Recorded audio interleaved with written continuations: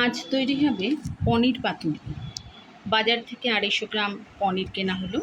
এই পনিরের মধ্যে একটু টক দই, একটু এই কোকোনাট পাউডার, টক দই,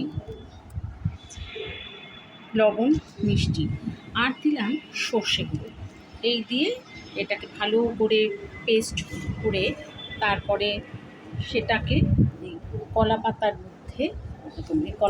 মধ্যে কলা পাতাটাকে একটু সেঁকে তারই মাঝে এই একটা গোল্লা, অর্থাৎ এই পনিরটা যে পেস্ট করছি সেটাকে এরকম চৌকো করে কলা পাতার মধ্যে মাঝে এখানটা রাখার পর সেটাকে মাঝে একটু সর্ষের তেল দেওয়া,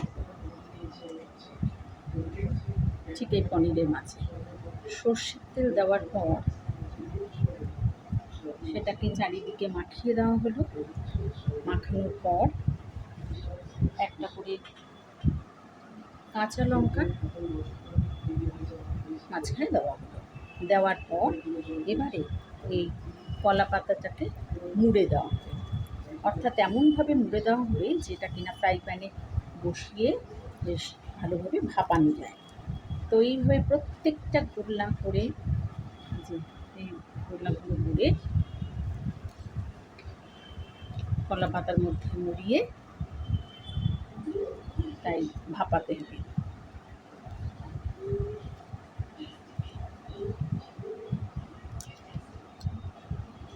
এইভাবে এইগুলো দিয়ে মুড়িয়ে নিতে হবে। আকারটি চৌকো শেপের করতে হবে।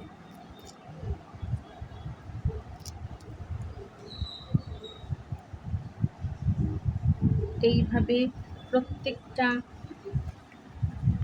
এই যে পনির পাতুরি প্রত্যেকটা ঠিক এইভাবে করা হচ্ছে। এগুলোকে এবারে ভাপিয়ে গরম গরম পরিবেশন করতে হবে।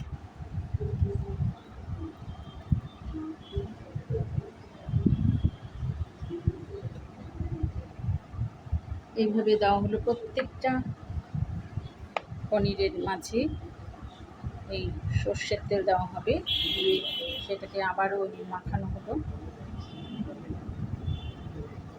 এবার তারই মধ্যে একটা করে কাঁচা লঙ্কা দেওয়া হবে, দিয়ে এবারে ভাঁজ করে